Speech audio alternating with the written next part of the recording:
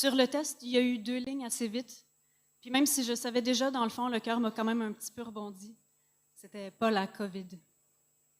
J'étais quand même un peu déçue que ma vie ait tout d'un coup l'air d'un épisode de Virginie ou de whatever feuilleton miteux où ça peut être une bonne twist de plugger une grossesse au bout d'une séparation. Et mon corps a déroulé son tapis d'argent de chimie magique. La peau brillante, les épaules fières, je pouvais manger le monde avec mes yeux pleins de glitter, ma chevelure de lionne, mon appétit d'épaulard. La chair en fête, je glowais in the dark. Mais j'étais belle pour rien, ni pour personne.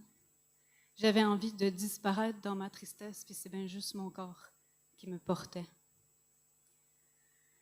Je me promenais partout avec mon embryon, je me sentais moins seule.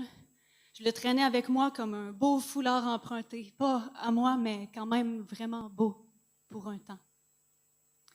Je ne l'ai jamais tutoyé. Je n'ai jamais utilisé le mot bébé dans ma tête.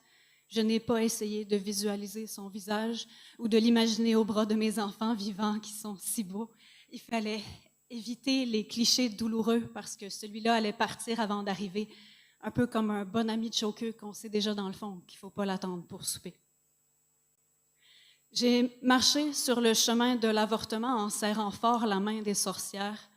Et dans les bureaux gris de la clinique, j'ai senti dans mon dos les porte-voix et les pancartes des manifestantes. Je savais qu'elles avaient crié assez fort pour que je me tienne droite quand des femmes douces en sarrau m'ont demandé si je me sentais mal. Non, je ne me sens pas mal. Je réclame le droit pour lequel mes sœurs, mes mères et mes grands-mères se sont battues et je les remercie 1000 fois de me permettre de pouvoir le faire sans avoir honte, sans mourir au bout de mon sang ou sans être emprisonnée avec une amende de tabarnak. Sur le chemin de l'avortement, j'ai marché avec sécurité et paix d'esprit et je m'en suis drapée comme d'une jolie armure empruntée dont j'espère très fort qu'elle n'est pas belle juste pour un temps. Fait que là, l'infirmière m'a manqué en piquant sur le thé et je me suis évanouie comme une princesse délicate en jaquette. J'ai marché vers la table d'opération en marmonnant un chant de guérison georgien qui date du 13e siècle. Mais je devais avoir l'air de délirer sur la morphine parce que personne n'a posé de questions pendant que l'aspirateur aspirait.